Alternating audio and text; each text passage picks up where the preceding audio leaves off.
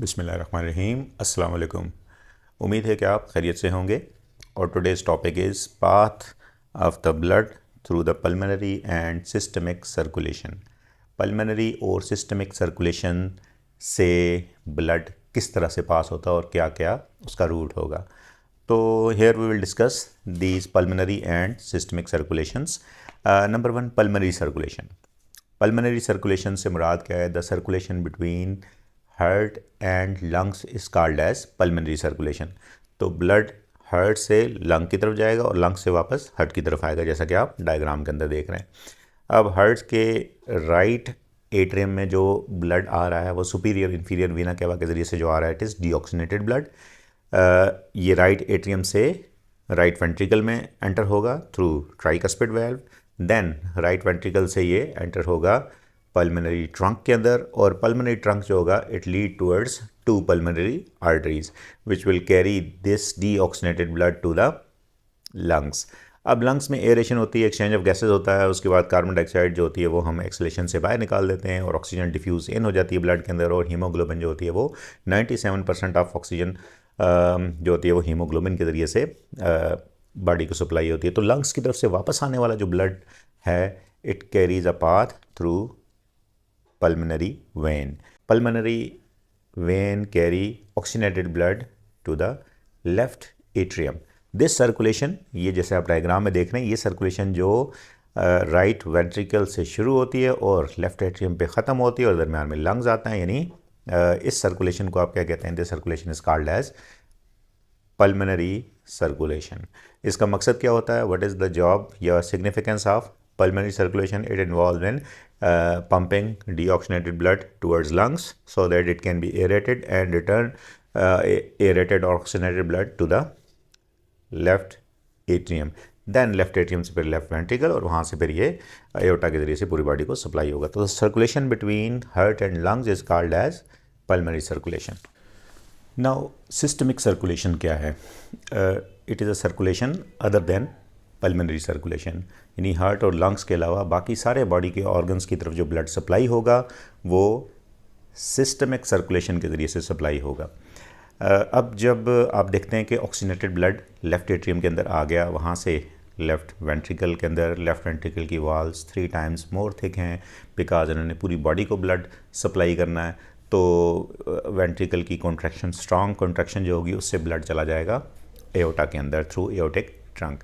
अब एओर्टा जो होगा वो जो सबसे बड़ी आर्टरी है aorta, it will supply blood to all parts of the body other than lungs. Lungs के अलावा ये बाकी पूरी बॉडी की तरफ ब्लड एयरेटेड ब्लड भेजा जाएगा। एयरेटेड ब्लड जो पूरी बॉडी में भेजा जा रहा है वो एओर्टा से ऑब्वियसली आप देखें हेड की तरफ जाएगा तो कैरोटिड आर्टरीज, आर्म्स की तरफ जाएगा तो सब क्लेवियन आर्टरीज, फिर इसी तरह एओर्टा जो होगा वो हार्ट के पीछे से डिसेंड होगा नीचे की तरफ। देन ये जितने भी एब्डोमिनल रीजन के अंदर ऑर्गन्स हैं, सुपीरियर इन्फीरियर मेसेंटेरिक आर्टरीज के जरिए डाइजेस्टिव सिस्टम को ब्लड सप्लाई होगा ऑक्सीजनेटेड। फिर उसके बाद ये रीनल आर्टरीज के जरिए से किडनी को सप्लाई होगा, हेपेटिक आर्टरीज से लिवर को सप्लाई होगा, देन इलियक आर्टरीज से लेग्स की तरफ जाएगा। ये सारी बॉडी के अंदर हेड से लेके टोज तक पूरी बॉडी के अंदर ब्लड सप्लाई हो रहा है, oxygenated blood, nutrient rich blood, ताकि सेल्स तक ये पहुंच सकें, गैसेस भी, ऑक्सीजन भी, और इसके अलावा न्यूट्रिएंट्स भी पहुंच सकें और हार्मोन्स वगैरह भी पहुंच सकें। अब पूरी बॉडी से जो ब्लड वापस हो गई, यानी लेग्स की तरफ से जो आएगा, इस तरह एब्डोमिनल रीजन की तरफ से जो वापस आएगा, हेड की तरफ से आएगा, जो आर्म्स की तरफ से आएगा, this blood will be return through venous system, यानी वेन्यूल्स, वेन्स, और उसके बाद इन्फीरियर एंड सुपीरियर वीना केवा। जैसा कि आप डायग्राम के अंदर देख रहे हैं कि इन्फीरियर वीना केवा जो है वो लेग्स की तरफ से और एब्डोमेन की तरफ से आने वाले ब्लड को वापस हार्ट की तरफ रिटर्न कर रहा है, और सुपीरियर वीना केवा हेड और आर्म्स की तरफ से आने वाले ब्लड को वापस सुपीरियर वीना केवा के ज़रिए से राइट एट्रियम के अंदर पोर कर रहा है। तो पूरी बॉडी से आने वाला डीऑक्सीनेटेड ब्लड एक्सेप्ट लंग्स वो किधर जा रहा है? वो जा रहा है राइट एट्रियम के अंदर, और राइट एट्रियम से फिर आपने पढ़ लिया कि वो पल्मोनरी सर्कुलेशन के लिए जाएगा towards lungs. So this circulation between heart and body is called as systemic circulation. Systemic circulation में arteries जो होती हैं they carry oxygenated blood, and veins जो होती हैं they carry deoxygenated blood back to the heart. Aorta will carry oxygenated and nutrient rich blood to the body, and then पूरी body से वापस जो ब्लड आएगा वो वेनस सिस्टम के ज़रिए से इवेंचुअली सुपीरियर और इन्फीरियर वीना केवा के ज़रिए से right side of the heart यानी राइट एट्रियम के अंदर ये पोर हो जाएगा। तो this circulation between heart and body is called as systemic circulation. Now another circulation is coronary circulation. Coronary circulation is a circulation which occurs in myocardium, यानी heart जो होता है वो अपने आप को भी ऑक्सीनेटेड ब्लड सप्लाई करता है। तो सबसे पहले एओर्टा से जो आर्टरीज निकलती हैं वो कोरोनरी आर्टरीज जो हार्ट को इटसेल्फ अपने मायोकार्डियल मसल को अपनी एक्टिविटी के लिए, अपनी कॉन्ट्रैक्शन के लिए जो ऑक्सीजन और न्यूट्रिएंट्स सप्लाई करती हैं। तो this circulation is called as coronary circulation. During this coronary circulation, the right and left coronary arteries supply blood to the myocardium, and myocardium के अंदर जाने के बाद ये जो coronary arteries हैं they will divide into arterioles and then capillaries, and capillaries supply oxygen to myocardial muscles जो उनको contraction के लिए nutrients और oxygen supply करते हैं। अब ये सारी जो capillaries हैं then they will reunite and they will reunite to form venules and then they will form coronary veins जो होती हैं वो पैरेलल होती हैं कोरोनरी आर्टरीज़ के। तो ये जो कार्डियक वेंस होती हैं, these cardiac veins will converge to form coronary sinus. ये जो कोरोनरी साइनस चैनल है ये बनेगा, they will converge to form coronary sinus channel. This coronary sinus channel on the back of the heart will open through coronary sinus into the right atrium, और फिर right atrium से ये deoxygenated blood right ventricle और pulmonary circulation के लिए चला जाएगा। तो हार्ट के अंदर जो उसकी अपनी सर्कुलेशन है उसको आप कोरोनरी सर्कुलेशन कहते हैं। तो कोरोनरी सर्कुलेशन का मकसद होता है कि चूँकि हार्ट ने कंटिन्यूसली कॉन्ट्रैक्ट और रिलैक्स होना होता है और इसको कंटिन्यूस सप्लाई ऑफ ऑक्सीजन और न्यूट्रिएंट्स चाहिए होते हैं, तो इसके लिए हार्ट की जो अपनी सर्कुलेशन है, ठीक है, अपने मसल्स के लिए जो सर्कुलेशन है that is called as coronary circulation which consist of right and left coronary arteries, then arteriole, then capillaries in the myocardium, then they will unite to form coronary venules या cardiac veins, and cardiac veins will obviously open into cardiac sinus channel, and cardiac sinus channel will open into the right atrium with the help of coronary sinus. Now next is hepatic portal system. Portal system क्या होता है? Portal system is a vascular system which starts and ends with capillaries. इनके शुरू में और आखिर में capillaries होती हैं और विदाउट एनी पंपिंग मैकेनिज़्म, यानी इनके साथ हार्ट नहीं होता। तो अब हेपेटिक पोर्टल सिस्टम जो होता है इट स्टार्ट्स फ्रॉम द विसरा, यानी हमारी जो डाइजेस्टिव ट्रैक है वहाँ से ये कैपिलरीज मिलके जो हैं ये वेन्यूल्स बनाएंगी और फिर they will be converted to veins, and vein will open into the hepatic portal vein. जैसा कि आप डायग्राम के अंदर देख रहे हैं, ये सबसे बड़ी वेन इस सिस्टम की, हेपेटिक पोर्टल सिस्टम की सबसे बड़ी वेन जो होती है वो हेपेटिक पोर्टल वेन होती है। This hepatic portal vein carry this blood, जो डाइजेस्टिव ट्रैक से जितने भी न्यूट्रिएंट्स सारे एब्जॉर्ब किए हैं उन सब को लेके ये hepatic portal when will leading towards the liver. ये लिवर के अंदर पहुंचेगी और लिवर के अंदर जाने के बाद again it will divide into capillary bed. ये डायलेटेड कैपिलरी बेड जो होता है ये प्रोफ्यूजली डिवाइडेड होता है लिवर के अंदर, और it supplies these nutrients liver cells, hepatocytes, and they will uptake these material और ये इसको स्टोर भी करेंगे, एंड देन ये कैपिलरीज दोबारा मिल के क्या बनाएंगी, they will form hepatic vein.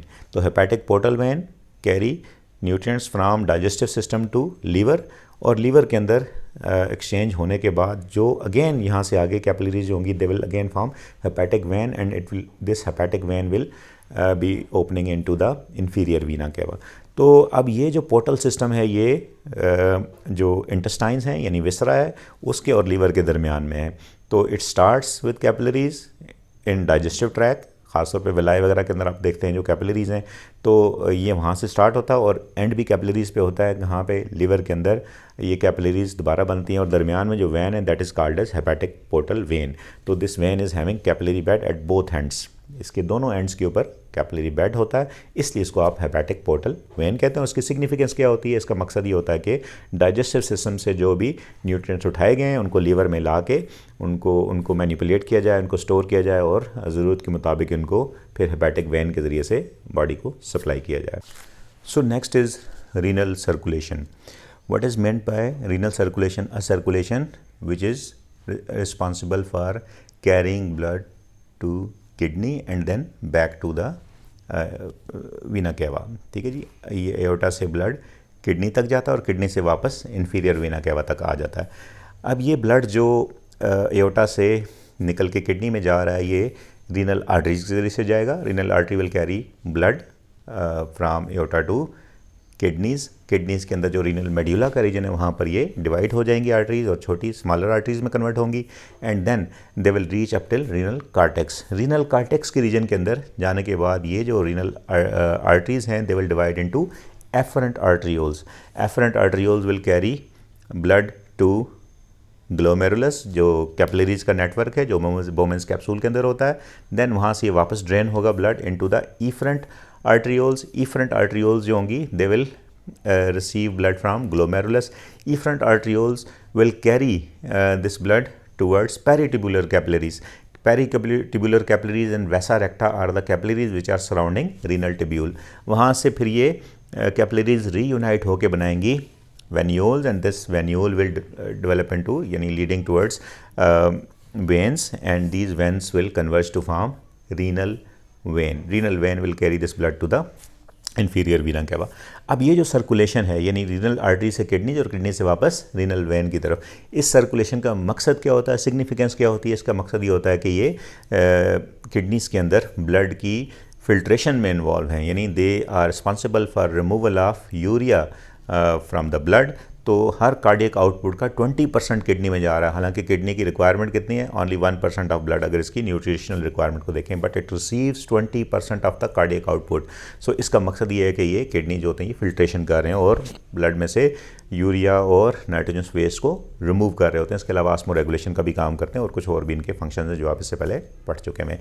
तो रीनल सर्कुलेशन जो है वो सिस्टमिक सर्कुलेशन का एक हिस्सा है जिसमें ब्लड किडनीज़ की तरफ जाता है और किडनी से वापस इन्फीरियर वीना केवा में शामिल होता है।